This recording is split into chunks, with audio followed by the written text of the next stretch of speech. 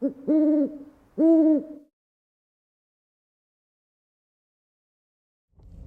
out in rural Thailand, and there is nonstop traffic here in the downtown of this little village.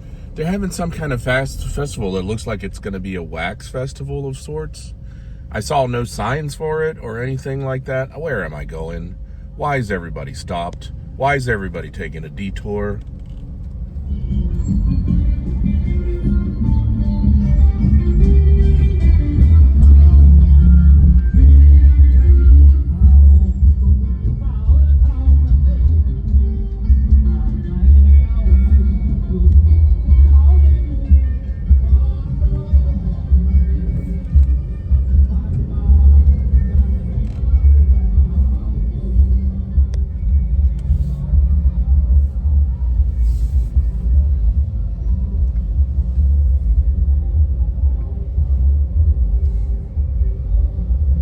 It's a small village, really.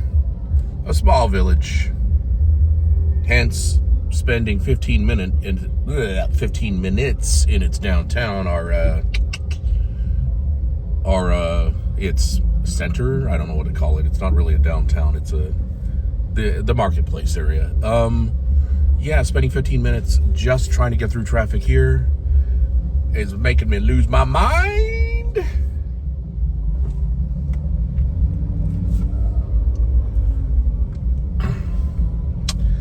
Alrighty, I think we are on our way, some way, somehow.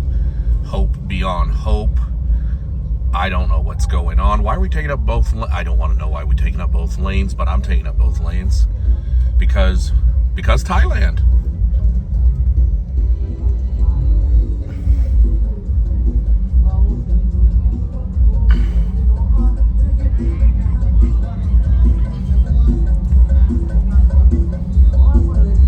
Oh, this is hilarious. Beautiful.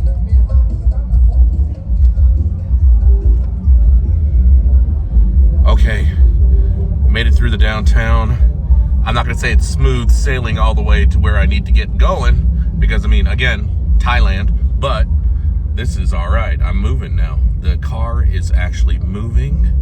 It's consuming gasoline, which I don't want to think about. I'm on the highway, so we're good to go. I didn't film this because it happened so quickly, but there's this older gentleman that lives in the village. He pulled out in front of me, like, he didn't even look. He just never looks. He never looks. I ain't gonna kill you this time. I'm just gonna kick your ass. Like a modified motorcycle. It has like a wagon hitched to the side of it. It's really cool because it allows citizens to carry more than they can on a motorcycle without having to indulge in the expense of an actual car. Cars are really expensive to some people. Anyways, it is very, very useful, and he uses one. The problem with it is that motorcycles aren't really designed to have something hitched to the side of them. So it causes the motorcycle to not be as stable as it should be when you're driving, so you can't go fast.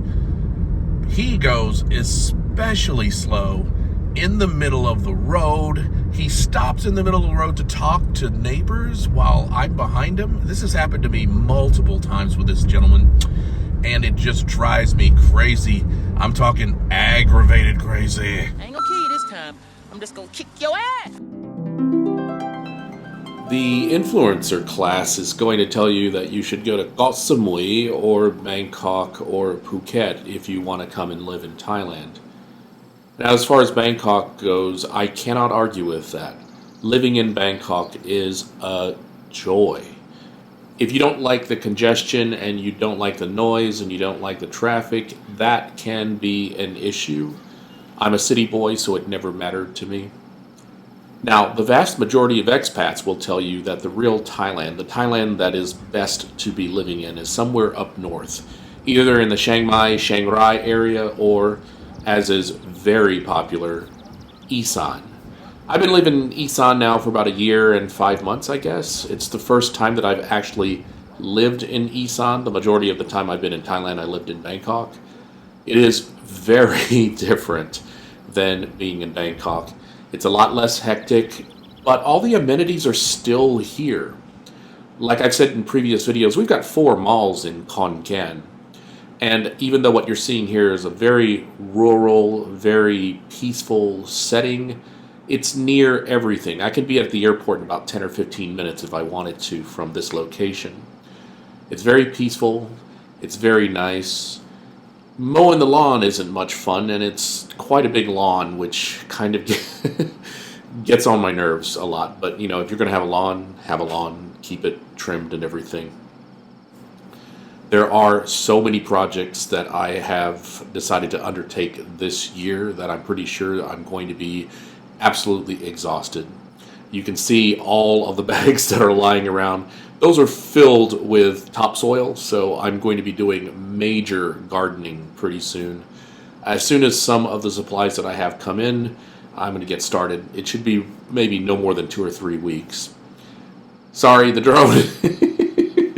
It hit, I don't know how to use one of these things. I really just, my channel is not about aerial shots, but I digress. I've been here for a year and 5 months or so, close to a year and a half, and do I have any regrets about it?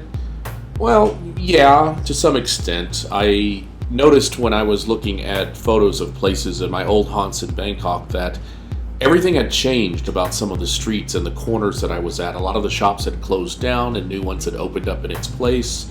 There is rampant gentrification that's happening in the areas that I lived in.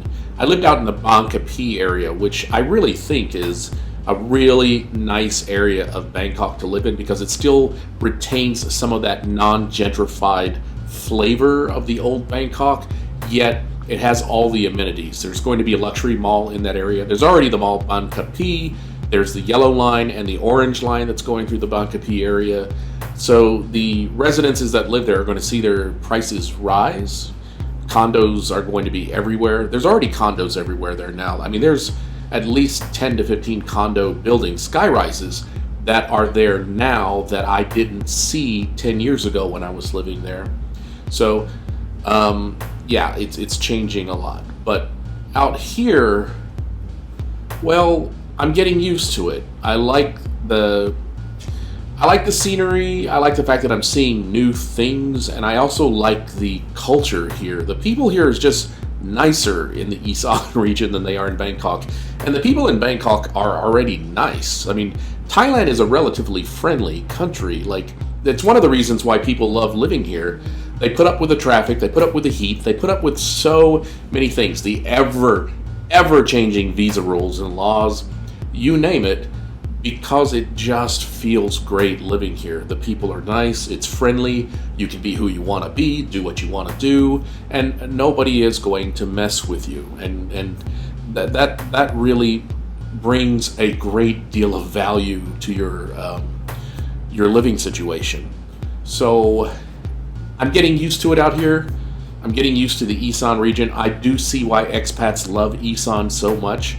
First of all, there are expats all up in the weeds here, y'all. Everywhere, every small village, there's expats everywhere, and they come out of the woodwork once in a while. So you're going to have company. You're going to have a small community of people that you can rely on or get to know if you don't totally integrate into the Thai culture. And it's very hard to do so anyways, but yeah, there's just expats everywhere here. I was stunned when I realized, oh, okay, this isn't what they say on the YouTube channels where they're like, you'll see these influencers come to Khon Kaen and say, I haven't seen a foreigner in forever. Fool, open your eyes. They're everywhere. Open your eyes. And there are amenities all over the place, everywhere as well.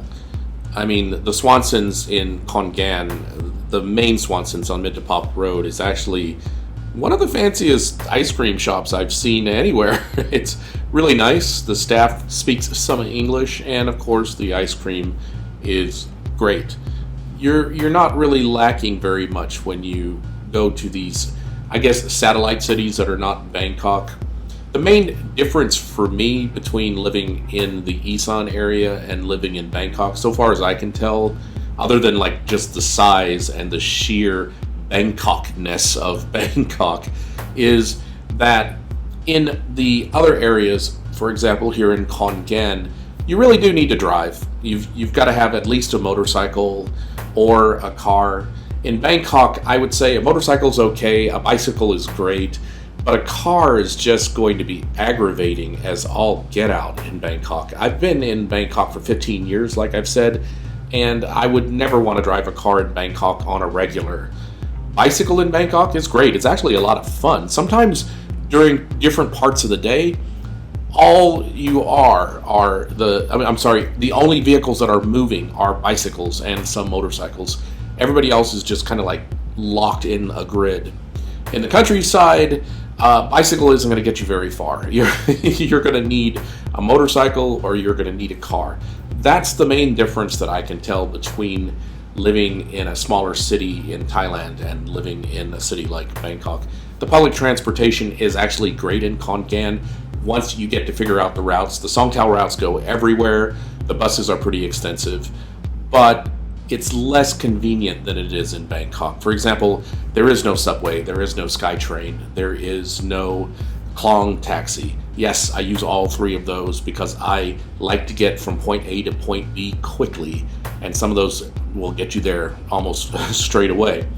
But in Khon Kaen, obviously, that's the main and primary difference. The other difference is that it's just quieter here, and the city itself is a lively city. There's a lot of entertainment options and things like that, but for those of you who just don't like a noisy city, well, the villages around Khon Kaen are relatively quiet. They're much more lively than you would think. There's a lot of concerts that happen in these villages. It's kind of maddening, really, but it's still quieter than it is in a city. Am I enjoying myself? Sure. Other than the driving. If you enjoyed this video, please like, comment, and subscribe. Once again, I love you, I appreciate you, and I wish you all the best in life. Safe driving, y'all. Safe driving. See you next time. I ain't gonna kill you this time. I'm just gonna kick your ass.